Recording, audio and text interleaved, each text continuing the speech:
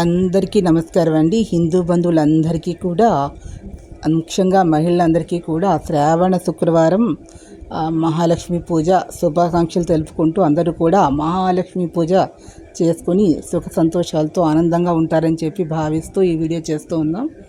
ఈ వీడియోలో మనకి లక్ష్మీ పూజకి ముఖ్యంగా శుభ్రంగా కూడా మందిరం అంతా కూడా శుభ్రంగా కడిగి ముగ్గులు పెట్టుకోవాలి. అష్ట పద్మాలు పెడతారు. 8 పద్మాలు పెట్టలేనటువంటి వారు ఒక పద్మమైనా పెట్టి అందులోనే 2 కుందులు పెట్టి 4 ఒత్తులు వేసి అందులో కొబ్బరి నూనె కానీ లేదంటే మనకి అందుబాటులో ఉన్నటువంటి అధమ నూనెలు కాకుండా యోగ్యమైనటువంటి నూనెలు లేదా ఆవు నెయ్యి కానీ వేసి 4 ఒత్తులు వేసి దీపారాధన చేసుకుని ఆ దీపారాధన కింద కుంకుమ పసుపు అక్షింతలు పుష్పాలు సమర్పించి ఆ యొక్క పద్మాలకు కూడా కుంకుమ పసుపు అక్షింతలు పుష్పాలు సమర్పించిన తర్వాత ఆ పద్మాలకి ఒక బెల్లం ముక్క నివేదన చేసి ఈ కుందులకు కూడా ఒక బెల్లం ముక్కని నివేదన చేసి మనకి పళ్ళు ఉన్నట్లయితే ద్రాక్ష పళ్ళను ఉంటే పెట్టవచ్చు, లేదా బెల్లం ముక్క సరిపోతుంది.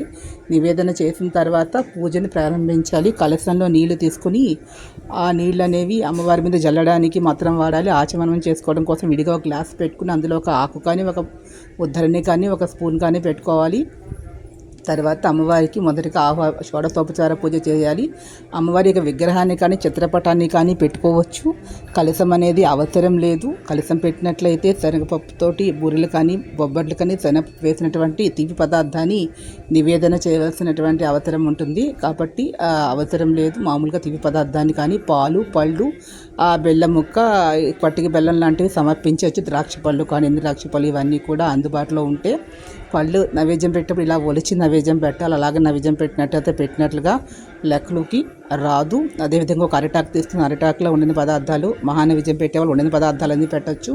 మహానైవేద్యం పెట్టలేనటువంటి వారు ఏదైతే తీపి పదార్థం ఉందో అదే ఆకులో వేసి పెట్టచ్చు. లేదంటే పళ్ళు కూడా ఇలా ఆకులో వేసి అరిటాకులోనూ అమ్మవారికి నివేదనగా సమర్పించాలి. మొదట అమ్మవారికి షోడశోపచార పూజ చేసిన తర్వాత అర్ధాంగ పూజ చేసి అర్ధాంగ పూజతో పాటుగా అష్టోత్తరం కానీ సహస్రం కానీ ఇవేమీ చేయలేటటువంటి వారు షోడశోపచార పూజ సమర్పించిన తర్వాత అమ్మవారికి పుష్పాలతోటి ఆ షోడశోపచార పూజని పుష్పాలతో అలా పసుపు కుంకాలని గంధాలని నక్షత్రాలన్నీ ఇక్కడ సమర్పించిన తర్వాత ఆ కుంకుమతో కానీ పుష్పాలతో కానీ అమ్మవారికి 16 సార్లు మహాలక్ష్మీదేవి అని స్మరించుకుంటూ ఊళ్ళతో ఓం శ్రీం అని కానీ అనుకుని ఆ యొక్క కుంకాన్ని కానీ పుష్పాలు అమ్మవారి పాదాల దగ్గర సమర్పించిన తర్వాత శక్తికులకి స్తోత్రాలు అమ్మవారికి అగరవత్తులు తిప్పిన తర్వాత మళ్ళీ కుందులు పైకెత్తి హారతి ఇచ్చి హారతి కర్పూరం కూడా సమర్పించుకుని ఒక పాట కానీ పాడుకోవచ్చు. లేకపోతే పూజ ముగించుకొని నమస్కారం చేసి కలశలను తులసికోటలో వేసి నమస్కారం చేసుకుంటే పూజ పూర్తవుతుంది. ఈ వీడియో మీకు నచ్చినట్లయితే ప్లీజ్ సబ్స్క్రైబ్ చేసి నేను కొత్త వీడియోతో ముందుకు వస్తాను. ఇచ్చేటప్పుడు పూజ